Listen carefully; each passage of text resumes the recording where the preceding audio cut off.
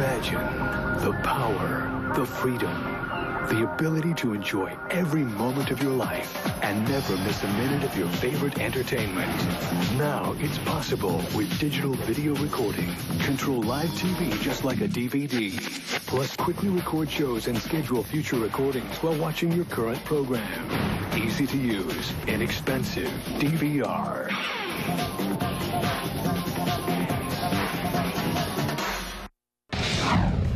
Welcome to Lehigh Valley Sports Scene.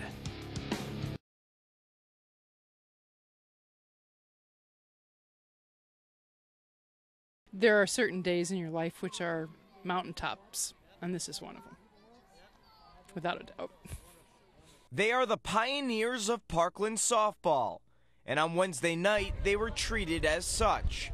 31 years after winning the first state softball championship in Pennsylvania history. The night was so important that the team's head coach, Marcia Thomas, who is now a reverend in a Presbyterian church in Wisconsin, still made it despite not hearing about the event until 1 week ago. I said, well, the first thing I got to do is see if I can get an air flight. I said, that's reasonably priced at the last minute. And so I said to myself, if I can get an air flight that's under $500, I'm coming, no matter what. And so I was able to get one. And I flew in to Newark, New Jersey, and drove up today from Kingston, New Jersey. And I was not going to miss this. No way was I going to miss it. But why celebrate 31 years later and not 25 or even 30 years after? The reason is that for the first time in decades, Parkland will once again be recognized for their state title win. The 75 team wasn't removed from the state record books because of any violations, but because the records themselves were lost. And all recent documentation always began with the 1976 champion. Long time coming. This is sweet. This is really sweet. It was very hard, you know, as you watch throughout the years and you see all these state championship teams from the area starting to come about. We're always very happy for the teams that did win championships. I think it was 95 and 98. But it was sad for us because we played hard and it was a PIAA game and we did win. We were at the start of things and it was difficult because we weren't being recognized for something that I believe we were pioneers in starting. When Parkland first started playing on this field, it looked more like a cow pasture than a softball field. But this is where the program started back in 1972.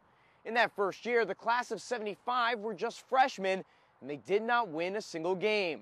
The following season in 1973, they won 3 times. And just 2 years later, in 1975, they made it all the way to the PIAA softball championship game. It seems so long ago, but it's real, and we stuck together and we did it. See a team go from nothing to state championships in 3 years, and you know, I don't know how to explain the feeling.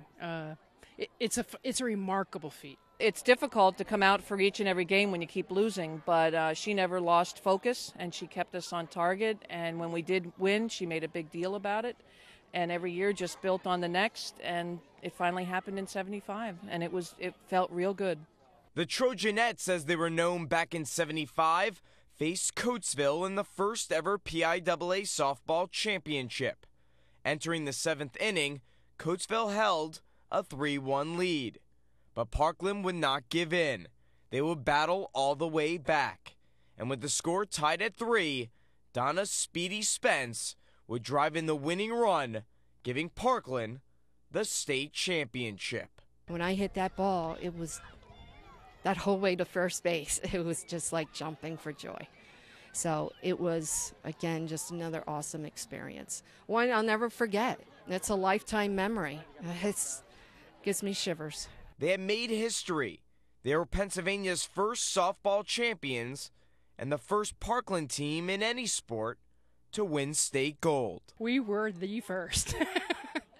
Absolutely. And at that time, of course, women's athletics and being the first state championships, I don't think they really knew what to do with that. You know, it took a while for us for them to get us jackets and things like that. 31 years later, those state championship jackets were proudly on display, as were the gold medals and the 75 championship trophy. They watched as the current Lady Trojans lived on the legacy they had started. They took in the sights as a team, beaming in excitement. It just meant so much to us in our hearts, and again, being there as a team to experience it, not just walking into that gym by yourself and seeing, the plaque and so forth. It was a team. It was a team again that was there. It's nice that it finally came to fruition, to recognize this team for what they did, to recognize the coach for her efforts. It just felt really good. It's a tingly feeling all over. It sounds kind of corny, but it feels really good. I don't think there's a coach anywhere tonight that's more proud of my team, or of any team. It's a great feeling. It's a just awesome feeling. The team that was once forgotten has found its closure and its rightful place in history. These faces will now always be remembered as the pioneers of Parkland and Pennsylvania softball. Angel DiCarlo, 2 Sports.